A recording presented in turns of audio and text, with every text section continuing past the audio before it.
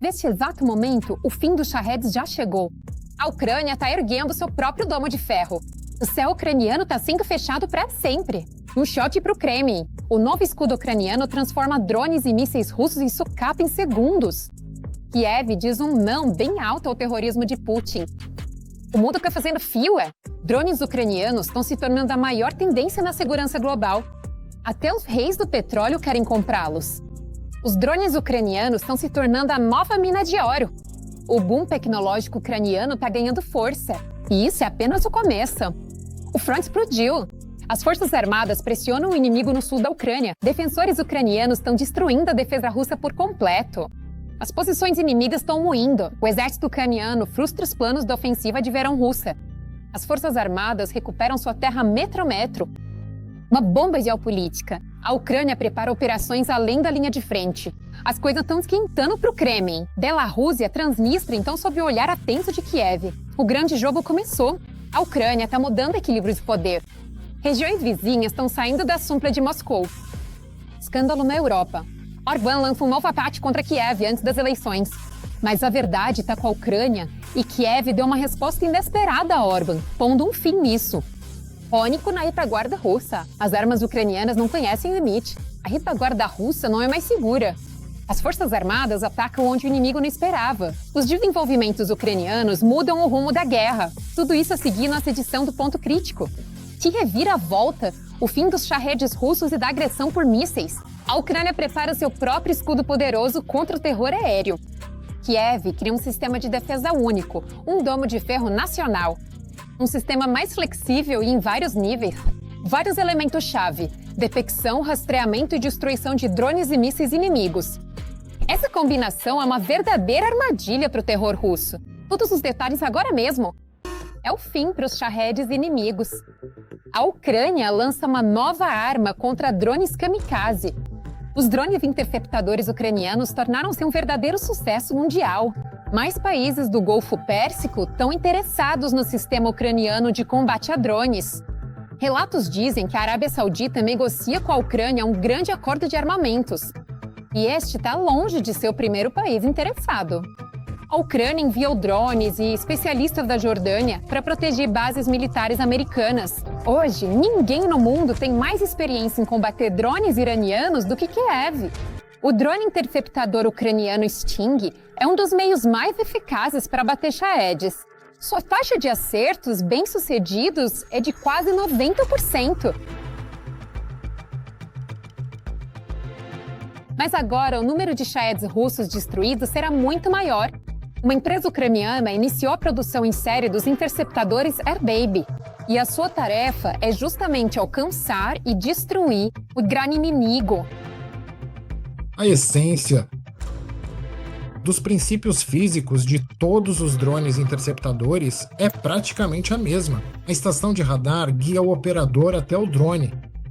Bem, aquele que está sendo interceptado. O operador faz o contato visual e depois o drone interceptador faz o seu trabalho. Na guerra moderna contra os Shaheds russos baratos, os drones se tornam a principal defesa aérea, pois têm uma grande vantagem.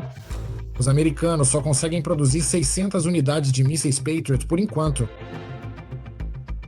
Já os drones interceptadores podem ser produzidos em 60 mil unidades. É um meio de contra-ataque barato, eficaz e facilmente adaptável às necessidades, sendo mais flexível para diferentes situações. E países que possuem até os melhores sistemas de defesa aérea acabam percebendo que essa não é a melhor opção de defesa. O maior fabricante de Patriots na América produz de 60 a 65 mísseis por mês, então é claro que esses estoques seriam esgotados por qualquer país. Não importa quantos desses mísseis existam, eles não serão suficientes para combater os Shaheds iranianos. Mas a reforma da defesa aérea é apenas o começo, pois a Força Aérea fala na criação de algo maior, o domo de ferro ucraniano. No momento, temos 4 componentes claramente definidos que funcionarão para criar o nosso domo ucraniano. Ele será diferente do israelense porque o nosso domo precisa ser muito maior. Em comparação ao nosso domo, digamos que o domo israelense é apenas uma manchinha. Em termos de tamanho, quero dizer. Portanto, é possível cobrir uma manchinha com mísseis caros, mas cobrir o nosso domo com mísseis grandes como o Patriot ou o Iris-T é impossível. Mas será que esse domo será realmente melhor que o israelense? E em que sentido? Militarmente, isso é chamado de Sistema de Defesa Aérea Integrado e Unificado. Ou seja, a essência da ideia é unir todos os meios de observação e detecção de alvos inimigos com os meios de interceptação, integrando tudo em uma rede automatizada, por assim dizer. Obviamente, o nosso sistema será melhor que o israelense. Estou convencido disso. A indústria de defesa ucraniana está se desenvolvendo em um ritmo recorde. Ela há muito tempo parou de depender da ajuda de países amigos e começou a apostar em tecnologias próprias, para a defesa contra os ataques russos. Mas até que ponto, mesmo com tais tecnologias, queremos um domo resistente? Quando a transferência de dados dos meios de detecção para os meios de ataque é rápida, o tempo de reação diminui. O tempo de reação diminui, o que significa que aumenta o tempo para a tomada de decisão de destruir o alvo. E se você não o destruiu, você tem uma segunda chance. A capacidade de produção da Ucrânia cresceu quase 50 vezes e já supre mais da metade das necessidades de armas das Forças Armadas. E é perfeitamente lógico que outros países estejam interessados em cooperar com a Ucrânia. Nossa experiência em como combater os Shaheeds é única. Ninguém mais tem esse tipo de experiência. A questão não é apenas ter drones interceptadores. A questão é integrar isso ao sistema de defesa aérea geral, em um software específico. E o mais importante é a experiência que os nossos militares possuem. Kiev vai ainda mais longe. O presidente da Ucrânia e o presidente da Romênia concordaram com a produção conjunta de drones, que será sediada em território romeno.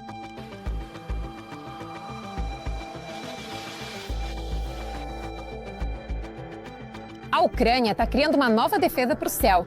Com doma de ferro e drones interceptadores, o Shahed inimigo não passará mais. Uma nova etapa da defesa aérea ucraniana já começou. Sensação, os drones ucranianos estão se tornando um verdadeiro sucesso tecnológico. Enquanto o exército russo tenta se defender dos ataques de drones ucranianos, as maiores corporações do mundo já fazem fila por essas tecnologias. Uma das empresas de petróleo mais ricas da Arábia Saudita está pronta para pagar à vista pelos pássaros de ferro ucranianos. Os desenvolvimentos ucranianos estão, de fato, criando um novo nicho no mercado global de armas. E a demanda por tais soluções cresce a cada dia. Nossos jornalistas contarão os detalhes. A maior produtora e exportadora de petróleo do mundo, a empresa Saudi Aramco, quer comprar drones interceptadores na Ucrânia. Eles querem usar os drones para se protegerem de ataques iranianos direcionados aos campos de petróleo. O enfrentamento de ataques aéreos em geral e, em particular, por exemplo, de veículos não tripulados, como os Shaheeds de ataque e outros, existem diferentes aparelhos do lado do Irã também. Ou seja, existe esse problema, como vemos, já se passou meio mês de guerra no Irã. E os iranianos, suas estruturas de força, usam seus meios de ataque aéreo e desferem golpes não apenas contra tropas e instalações dos Estados Unidos e de Israel, como declararam, mas também contra os estados que estão lá, e em maior ou menor grau, estados árabes que participam desta guerra. E o círculo desses estados está se expandindo.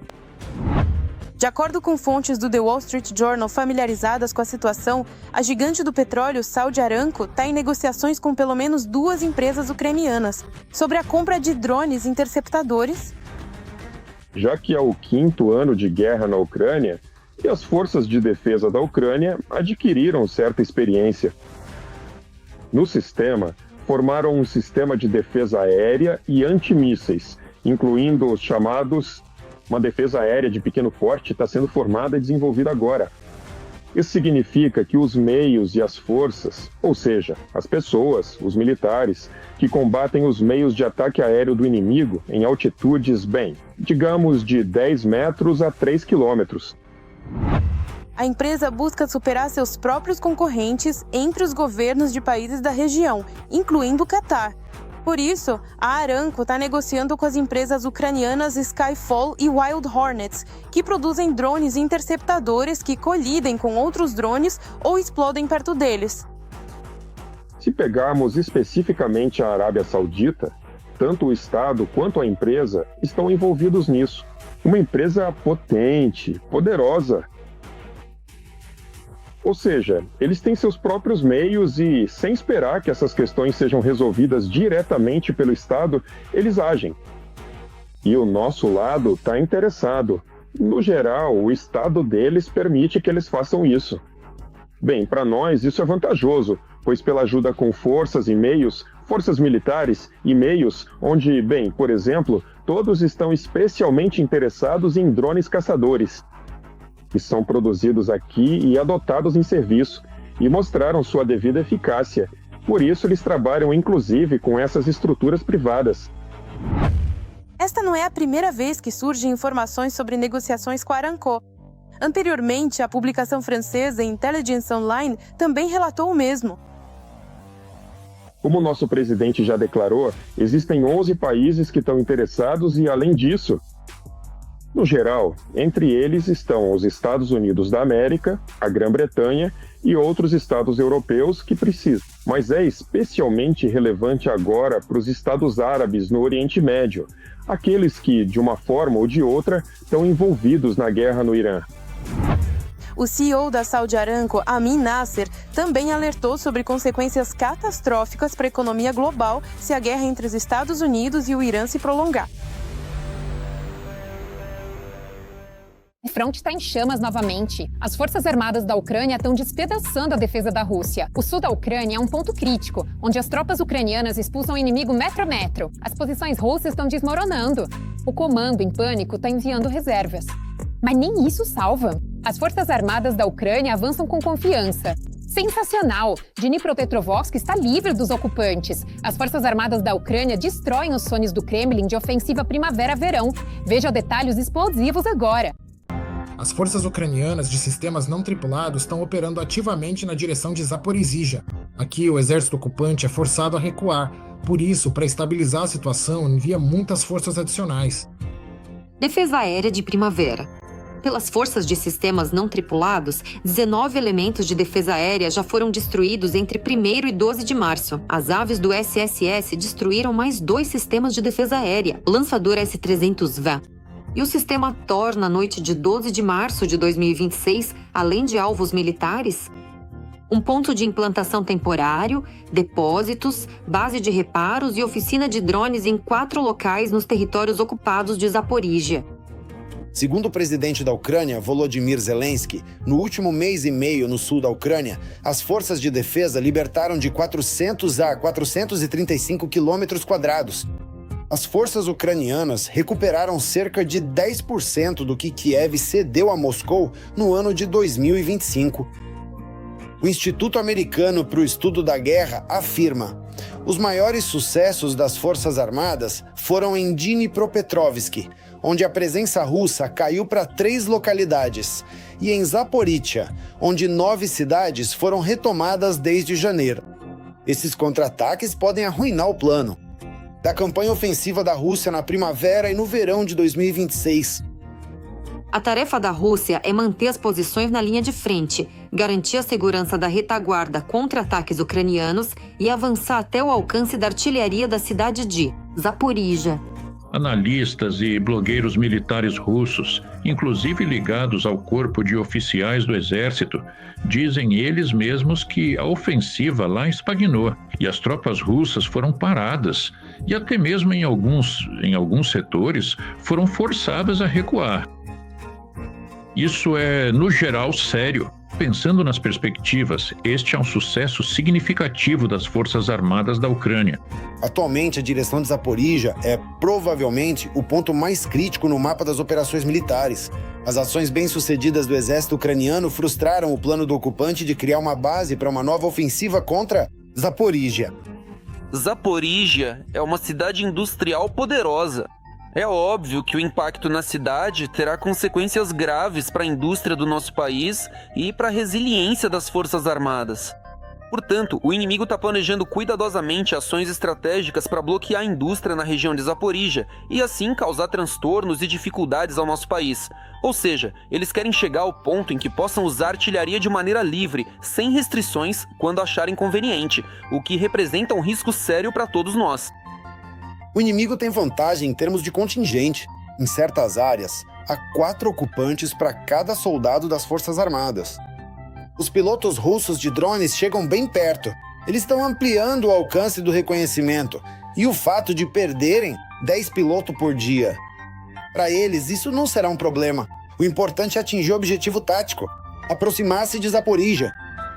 Eu conheço o plano do comandante em chefe em detalhes. Só resta uma pergunta. Será que o país conseguirá fornecer recursos suficientes para a realização desse plano? O plano é muito bom. O plano tem tanto uma visão operacional quanto uma visão estratégica. Com esse plano, 2 questões serão resolvidas de uma vez.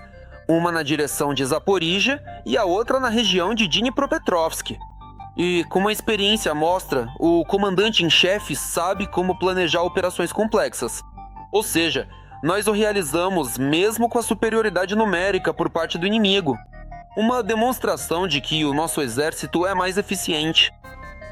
No momento, as ações de contraofensiva bem-sucedidas das Forças Armadas da Ucrânia repeliram o ocupante e não há ameaça de aproximação ao centro regional.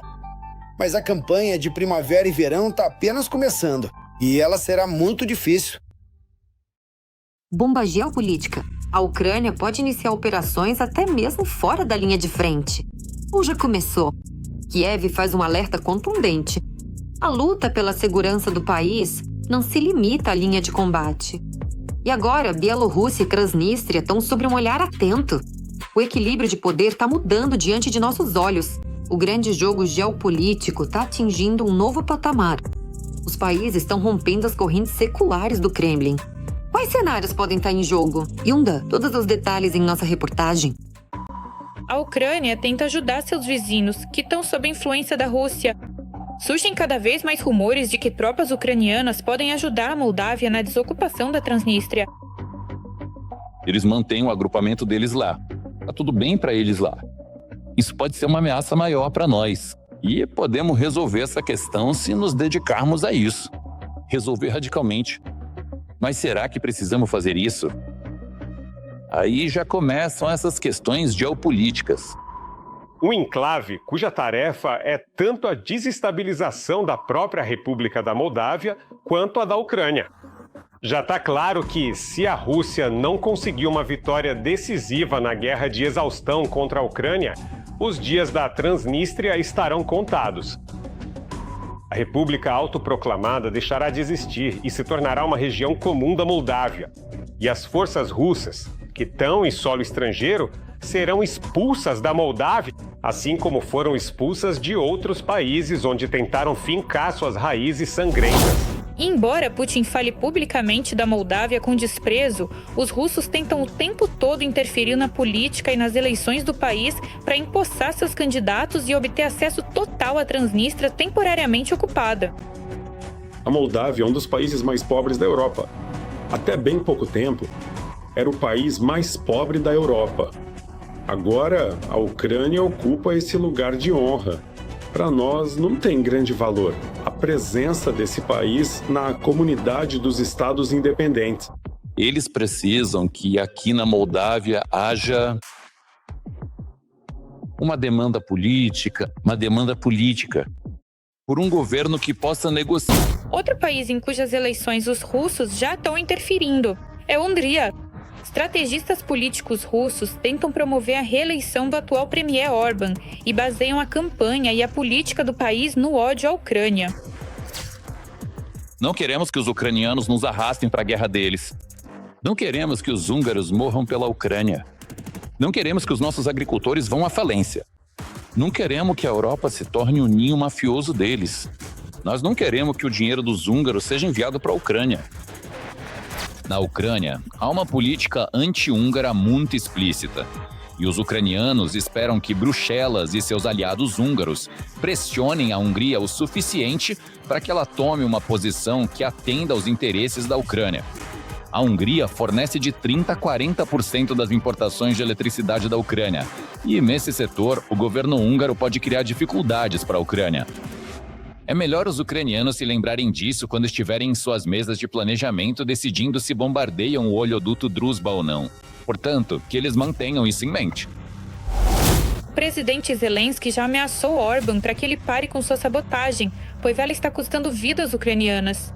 Orbán, por sua vez, inventou uma notícia falsa sobre ameaças à sua família. É que os russos estão nos matando. E nós temos que dar petróleo ao Orbán porque o coitadinho não consegue ganhar as eleições sem esse petróleo. Esperamos que esse indivíduo na União Europeia não bloqueie os 90 bilhões, ou a primeira parcela dos 90 bilhões. E os soldados ucranianos terão armas. Caso contrário, daremos o endereço desse indivíduo às nossas forças armadas, aos nossos rapazes. Deixe que eles liguem para ele e falem com ele na língua deles. Os ucranianos já estão ameaçando minha família, meus filhos e meus netos. Tá tudo bem com todos, mas tudo tem um limite. Neste momento, minha família está se reunindo. Eu pedi a eles que levassem isso a sério, mas que não tivessem medo. Embora isso não seja normal para a nossa vida cotidiana. Nós vamos descobrir como nos adaptar a isso. Como vemos, isso não incomoda muito o Orbán. Não incomoda muito. Até porque, em uma campanha eleitoral, vale tudo. Inclusive, declarar um país vizinho como inimigo base, baseando-se apenas no fato de que ele não quer permitir o financiamento de uma guerra contra si mesmo. Pode-se, é claro, esperar que, quando a campanha eleitoral terminar, o primeiro-ministro da Hungria seja muito mais cauteloso em suas declarações e não exija mais que a Ucrânia concorde com todas as suas visões políticas sobre o futuro, incluindo suas visões sobre os laços com Moscou. Após a instalação do Oreshnik em território belorrusso e o auxílio no ajuste dos ataques de Shahed contra a Ucrânia, o presidente Zelensky ameaçou o autoproclamado Lukashenko com consequências por se envolver na guerra. São fantasias do Lukashenko achar que o ajudarão se ele continuar se envolvendo nesta guerra. Além disso, não estamos no primeiro ano da guerra. E agora, a guerra é tecnológica. Nós não usamos nossos drones contra a Bielorrússia, porque não estamos em guerra com eles. Eu enfatizo isso mais uma vez. Não estamos no primeiro ano da guerra e não precisamos pensar em força viva e em nossos militares. Podemos, a partir do território de Kiev, gerenciar muitas coisas. Portanto, ele precisa cair na real, como dizem, ficar sóbrio e não se envolver na guerra. E depois que o presidente da Ucrânia impôs sanções contra Lukashenko e se reuniu com a oposição bielorrussa, o ditador teve quase um ataque de histeria. Como empurrar para o povo, através de jornalistas ou de quem quer que seja, essa porcaria, me desculpe, que para nós tudo, entendam, estaria bem. Mas as sanções da Ucrânia estão nos atrapalhando. Bem, se alguém acreditar nisso, dificilmente serão os bielorrussos. Os bielorrussos são pessoas pragmáticas. Primeiro me alimente, depois venha me contar histórias. Me vista. Mas se entendermos que os próprios bielorrussos não apoiam de forma alguma a escolha política que Lukashenko fez por eles ao usurpar o poder, então a pressão sobre Moscou e Minsk pode, de fato, levar mais cedo ou mais tarde a uma mudança de regime. Ou pelo menos ao fato de que Putin não poderá ou não desejará dar assistência a Lukashenko no caso de novos movimentos de protesto na Bielorrússia. Mas, no fim das contas, Putin já não ajudou nem Bashar al-Assad nem Nicolás Maduro. A Rússia enfraquece a cada dia, e isso é sentido, acima de tudo, por aqueles países onde as tropas russas ou o dinheiro do Kremlin conseguiram se infiltrar. E talvez, muito em breve, os povos desses países possam recuperar o que é deles por direito. Choque, a Hungria ataca novamente a Ucrânia com acusações graves. Estrategistas políticos do Kremlin, que operam agora na Hungria, aumentam a pressão sobre Kiev e lançam uma nova onda de queixas. Budapeste afirma que a Ucrânia supostamente poderia ter atacado a infraestrutura do gasoduto Turk Stream. E a Hungria, sem o sangrento gás de Putin, como se sabe, não sobrevive. A segurança energética do país está em jogo. Mas a Ucrânia tem seus próprios argumentos e trunfos que podem mudar completamente essa história. Todos os detalhes na investigação de nossos colegas. A Hungria continua a pressionar a Ucrânia e apresenta novas queixas. Desta vez, a Hungria reagiu à declaração da Rússia sobre um suposto ataque ucraniano a uma estação de compressão ligada ao Turkstream, e chamou isso de ataques contra a soberania da Hungria. O chanceler húngaro Péter Szijjártó declarou que o Turkstream era ante o fornecimento de gás à Hungria e que, sem ele, o abastecimento do país seria impossível. A Ucrânia agora atacou a infraestrutura do Turkstream na Rússia, que garante o fornecimento de gás para a Hungria. Sem o Turkstream, a Hungria simplesmente não poderá receber gás com segurança do ponto de vista geográfico e físico. O bloqueio pela Ucrânia do trânsito pelo oleoduto Druzhba e este golpe no Turkstream são ataques graves contra a nossa soberania. Só que Szijjártó não especificou onde e quando essa infraestrutura foi atacada. O próprio ditador da Rússia, Vladimir Putin, afirmou repetidamente que a Ucrânia supostamente quer atacar o gasoduto Turkstream. Estamos falando aqui de uma possível e perigosa explosão de nossos sistemas de gás natural, que ficam localizados no fundo do Mar Negro, uma situação que pode trazer sérias consequências para a região. Estes são os chamados Turkstream e Bluestream. Eles simplesmente não conseguem se acalmar. Não sabem o que fazer para destruir esse processo de paz com uma tentativa de acordo por meios diplomáticos. Fazem de tudo para realizar algum tipo de provocação. E tudo isso ocorre em meio às próximas eleições na Hungria, que estão marcadas para o dia 12 de abril. Nestas eleições, Orbán apostou totalmente no tema da política externa. E, em particular, no tema da demonização da Ucrânia. Por que ele fez isso? Porque ele não tem nada do que se gabar em termos de política interna. Um nível enorme de corrupção, constantes escândalos de corrupção e outros, envolvendo ele e membros de seu partido. Deterioração das relações com a Europa e, em geral, com os vizinhos da Hungria. É improvável que tudo isso seja um resultado que possa ser apresentado ao eleitor para conseguir a reeleição. Recentemente, o primeiro-ministro húngaro Viktor Orbán afirmou que as autoridades ucranianas estariam interferindo ativamente nas eleições húngaras. Segundo ele, o lado ucraniano se importa com o resultado das eleições na Hungria e, por isso, decidiu participar da campanha eleitoral. Segundo o premier húngaro, os participantes ativos nestas eleições não serão apenas políticos húngaros da oposição, mas também o governo e o presidente da Ucrânia. Nós nos baseamos no bom senso, por isso não deve nos surpreender. Participantes ativos nestas eleições serão o presidente da Ucrânia e a Ucrânia, e devemos derrotá-los também. Sabemos que eles financiam nossos oponentes, sabemos como isso acontece. Ou seja, eles estão constantemente demonizando a Ucrânia como parte da campanha eleitoral. Provavelmente com a participação de estrategistas políticos russos, bem como especialistas do GRU russo. Orbán apostou na política externa, na demonização da Ucrânia e na demonização da Europa. Ele já fez isso antes, só que antes seus principais inimigos eram, por exemplo, Soros. Agora, em vez de Soros, são a Ucrânia e Zelensky. No entanto, em meio a todas essas provocações, declarações e ações da Hungria, os estrategistas do Kremlin de Orbán calcularam mal quais cartas a Ucrânia realmente tem em mãos. Os recursos financeiros da Ucrânia revelaram-se menos esgotados do que os políticos temiam. E o país pode aguentar pelo menos até o início de maio. 4 fontes familiarizadas com as finanças de Kiev diferam isso ao político. Anteriormente, temia-se que o governo ucraniano, que enfrenta este ano um déficit orçamental de pelo menos 50 bilhões de dólares, começasse a sofrer com a falta de fundos já no final de março.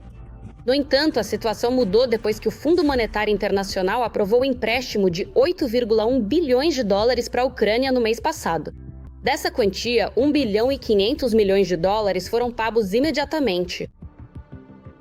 Em meados de dezembro, os líderes da União Europeia concordaram com um pacote de apoio financeiro para a Ucrânia de 90 bilhões de euros para ajudar a financiar sua defesa contra as tropas russas.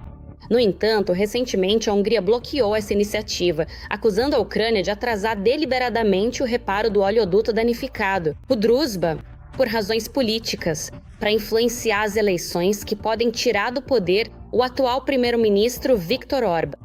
Kiev rejeitou essas acusações, afirmando que o oleoduto está muito danificado para transportar suprimentos vitais de petróleo russo para a Hungria após o ataque de drones no final de janeiro. Provavelmente, os estrategistas do Kremlin de Orbán contavam que, se a primeira parcela dos empréstimos de 90 bilhões não chegasse no início de abril, o governo ucraniano teria que cortar gastos devido ao déficit.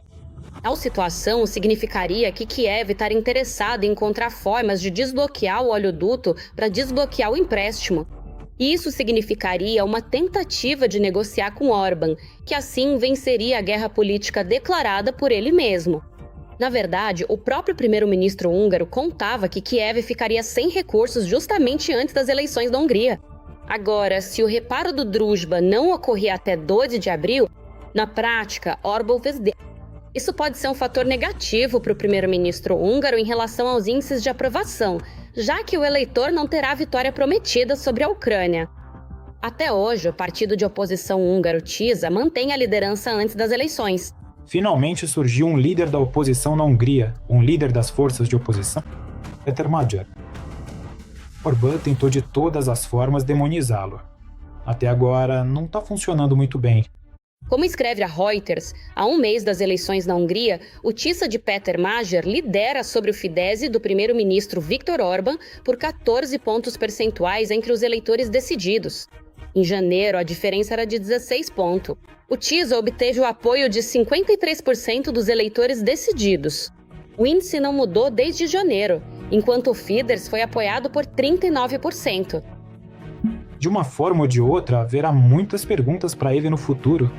Sobre suas atividades, corrupção, ligações com a Rússia. O que ele recebia por negociar, na prática, o status de líder de um Estado-membro da União Europeia. Ou seja, haverá muitas perguntas para ele. E espero que em um mês a Hungria tenha um novo governo, com o qual a Ucrânia possa tentar construir relações mais adequadas e normais. Pânico na retaguarda russa. As armas ucranianas transformam instalações militares inimigas em ruínas fumegantes, mesmo a centenas de quilômetros do fronte. Ataques de alta precisão em depósitos, bases e infraestrutura militar mostram: agora não há lugar seguro na Rússia. O ponto principal que deixa Moscou especialmente nervosa: a Ucrânia não tem restrições. Nem Washington, nem Paris, nem Londres podem limitar o uso das tecnologias ucranianas. Engenheiros ucranianos continuam a aperfeiçoar mísseis, drones e sistemas de ataque, e cada novo avanço aumenta a pressão sobre a máquina de guerra russa. Sobre as mais recentes criações dos armeiros ucranianos e seus troféus, a seguir. A cidade russa de Tula, a quase 500 quilômetros da fronteira com a Ucrânia. Uma usina de coque e produtos químicos tem chamas. E o que é isso aqui?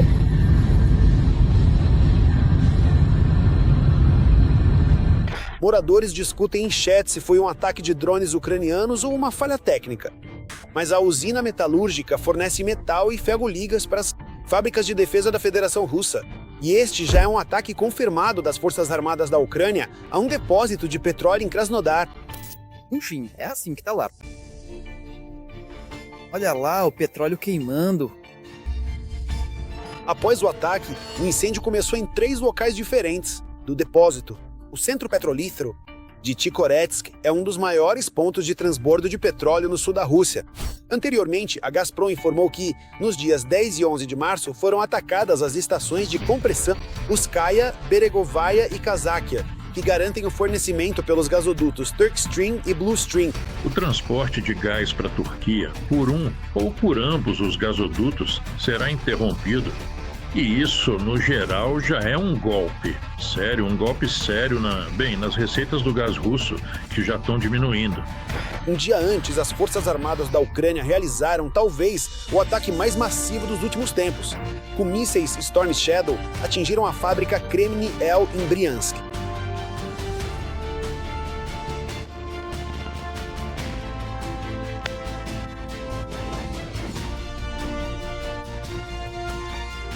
A Kremlin produz componentes para os mísseis Pansir e Iskander. Segundo as Forças Armadas da Ucrânia, pelo menos 5 mísseis atingiram a própria fábrica. Foi um ataque único contra o complexo industrial militar russo, pois os golpes foram corrigidos praticamente em tempo real. Este é o primeiro caso conhecido em que um ataque a uma empresa estratégica do complexo militar russo foi corrigido em tempo real usando drones. Altos funcionários, então, fazem a pergunta crucial: onde está a defesa aérea russa? Onde está a nossa defesa aérea? Primeiro, a defesa aérea foi enviada para proteger Moscou, para proteger a residência em Valdai e São Petersburgo. Estes são os principais objetos protegidos pela lei. Defesa aérea russa. E, naturalmente, para o fronte. Para todo o resto da imensa Rússia, a defesa aérea não é suficiente. Os ataques ucranianos com mísseis e drones estão se tornando cada vez mais frequentes e eficazes. Além do fato de a Rússia não ter defesa aérea suficiente para cobrir todos os objetos estratégicos, a Ucrânia aumentou significativamente a produção de seus próprios drones. O foco principal são os ataques profundos, os chamados golpes no interior do território do agressor. Nisso, os drones FP1 e FP2 participam ativamente, passando por uma modernização constante, praticamente em tempo real. Agora mesmo, o FP2 atinge 200 km e o FP1 chega a 1.000 km.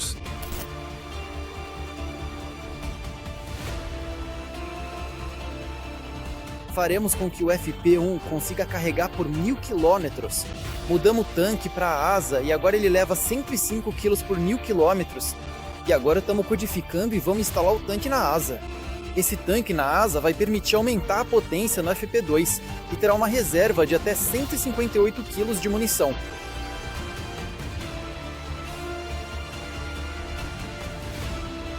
Hoje, a empresa Firepoint produz 200 Vants FP1 e FP2 por dia, e esse número vai crescer. Como mostra a tendência dos últimos meses em ataques de mísseis e drones, a Ucrânia tomou a iniciativa do agressor. E como a maioria dessas armas é de fabricação ucraniana, Kiev não precisa pedir permissão. Portanto, os ataques profundos contra o complexo industrial militar da Rússia só vão aumentar. Por hoje é só. Veja mais notícias bombásticas na nossa próxima edição.